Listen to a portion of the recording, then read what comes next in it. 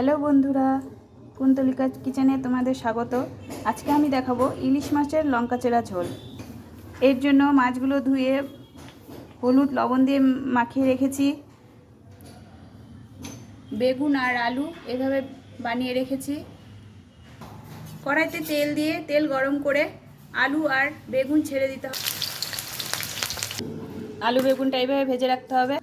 তেল গরম হলে কাঁচা লঙ্কা, শুকনো লঙ্কা আর মেথি ফোড়ন দিতে হবে।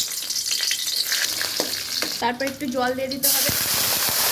জল দেওয়ার পর হলুদ, লবণ, একটু মিষ্টি দিয়ে আলু বেগুনটা ছেড়ে দিতে হবে। তারপর কাঁচা মাছগুলো এক এক করে ছেড়ে দিতে হবে। এই দেখো, এই অবস্থায় কয়েকটা কাঁচা লঙ্কা চিড়ে দিতে হবে। তেল বেরিয়ে এসছে, এবার একটু জল দিয়ে দিব। ইলিশ মাছ কিন্তু ভাজতে হয় না, কাঁচাই রান্না করতে হয়। আলু আর লঙ্কা এরকম করে নিয়ে ঢেলে দিতে হবে ঝোলে। লবণ মিষ্টি দেখে নামিয়ে নিতে হবে। রান্না কমপ্লিট। ভালো লাগলে সাবস্ক্রাইব করতে ভুলো না।